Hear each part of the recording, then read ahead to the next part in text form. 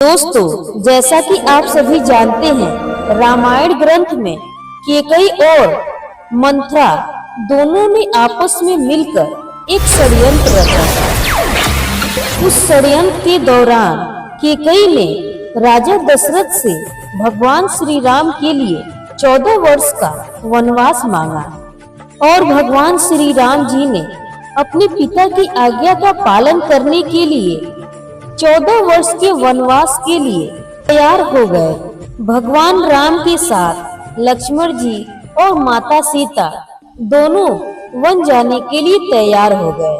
बचपन से ही अपने भैया की सेवा करने वाले लक्ष्मण जी भला उनसे कैसे अलग रह पाते। वो भी अपने भैया के साथ वनवास जाने के लिए तैयार हो गए।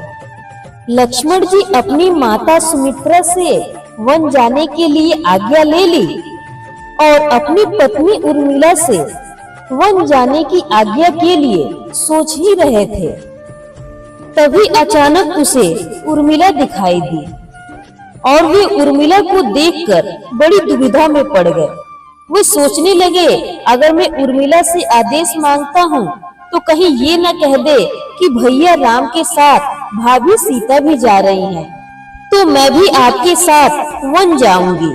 फिर सोचते हैं कि अगर मैं उर्मिला से न बताऊं और बिना बताए हुए वन चला जाता हूं, तो उर्मिला सोच सोचकर कहीं अपने प्राण को न त्याग दे। इन्हीं दुविधाओं में पड़े हुए वो सोचते हुए उर्मिला के कक्ष की तरफ जाते हैं। तभी अचानक देखते हैं कि उर्मिला आरती की थाल सजाए हुए उन्हीं के तरफ बढ़ते हुए आ रही थी। अपनी पत्नी के हाथों में लक्ष्मण जी जब देखते हैं आरती की थाल सजाए हुए तो चौंक जाते हैं। उर्मिला अपने पति लक्ष्मण से कहती हैं, पतिदेव, आप मेरी व्यर्थ ही चिंता कर रहे हैं। आप मेरी चिंता करना छोड़ दीजिए और आप अपने बड़े भाई श्री राम जी की सेवा कीजिए। उन्हीं की सेवा करना आपका परम कर्तव्य है। आप उनकी सेवा निसंदेह भाव से कीजिए। मैं आपको उनकी सेवा करने में कोई भी विघ्न बाधा नहीं डालूंगी। की कही गई बातों को सुनकर लक्ष्मण जी उन्हें गले लगाकर रोने लगते हैं। तो आप ही बताइए, लक्ष्मण और उर्मिला दोनों पति पत्नी में इतना घनिष्ठ प्रेम होने के बावजूद भी आखिर क्यों उर्मिला अपने पति लक्ष्मण की मृत्यु का समाचार सुनकर रोने की बजाय क्यों हंसने लगी? प्रश्न का उत्तर जानने के लिए आप वीडियो में हमारे साथ अंत तक बने रहिएगा। अगर अभी तक आपने मेरे चैनल ARS ड्रीम केयर को सब्सक्राइब नहीं किया है तो सब्सक्राइब कर लें और वीडियो को देखकर लाइक जरूर कर दीजिएगा। लक्ष्मण जी अपनी पत्नी उर्मिला से आज्ञा लेकर अपने भैया राम और अपनी भाभी सीता के साथ वन के लिए चले जाते हैं।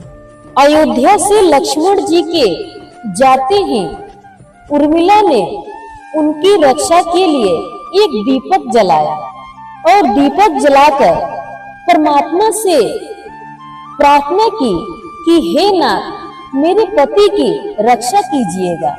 और उन्होंने ये भी कहा कि हे प्रभु, मेरे पति मुझसे दूर रहकर सही सलामत रहे, उनके जीवन में किसी प्रकार की दुख तकलीफें न आए और आप उनके प्राण की सदैव रक्षा कीजिएगा। और उसी समय से देवी उर्मिला अपने पति के प्राण की रक्षा के लिए एक कठोर तप करने लगती है और उनका कठोर तप था नींद। आप सोच ही रहे होंगे कि ये कौन सी तपस्या है।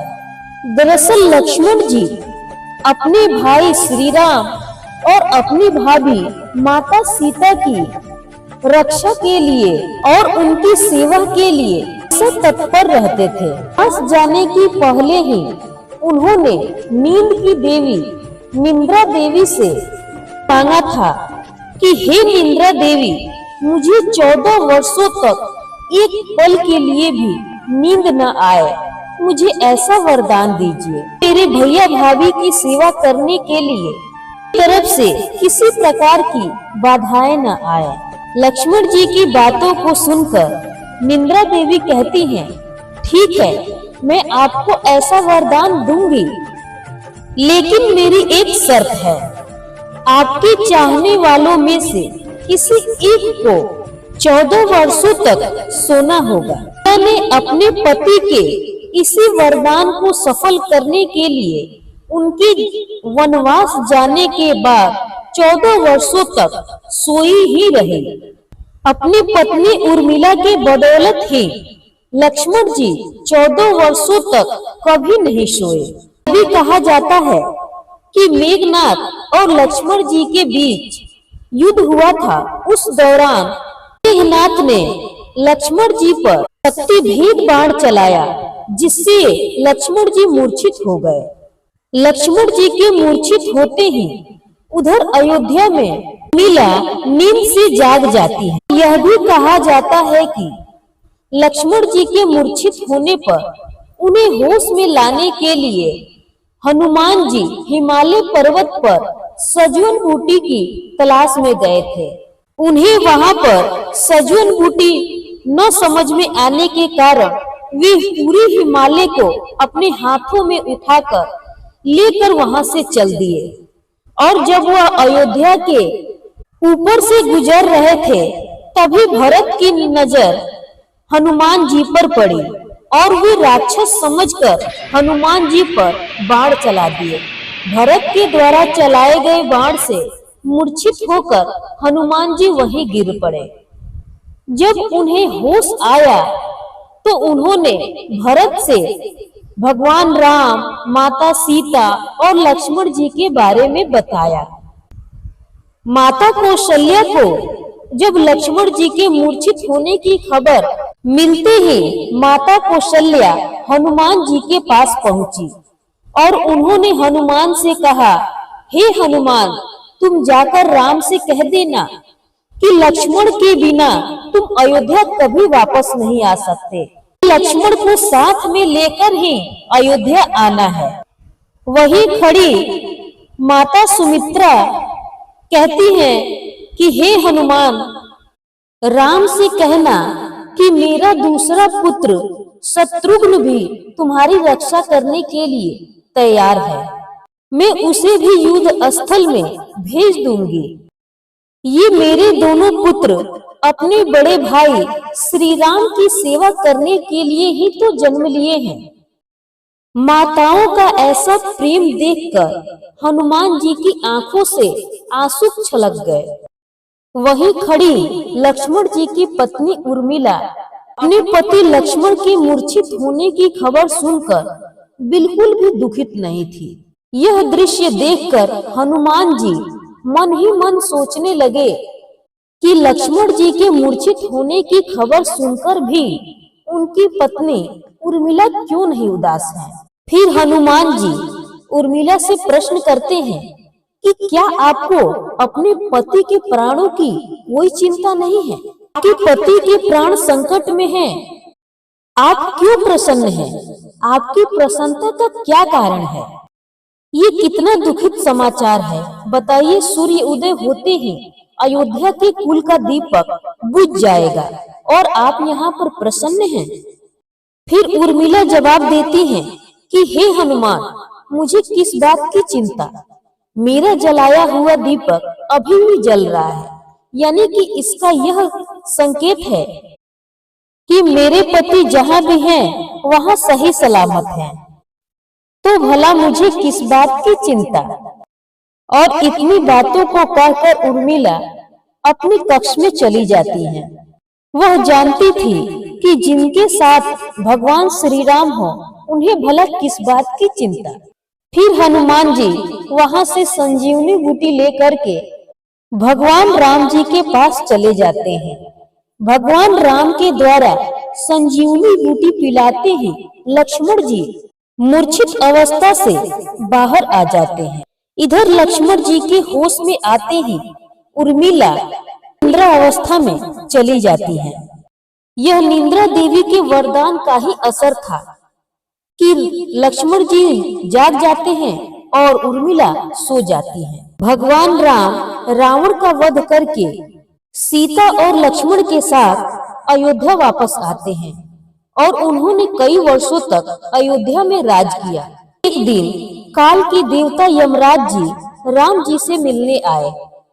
राम जी यमराज से कहते हैं कि हे यमराज, मुझे आपसे एकांत में बात करनी है। आपके और मेरे बात करने के दौरान अगर तीसरा कोई व्यक्ति हमारी बातों को सुनता है तो उसके आपको प्राण लेने होंगे।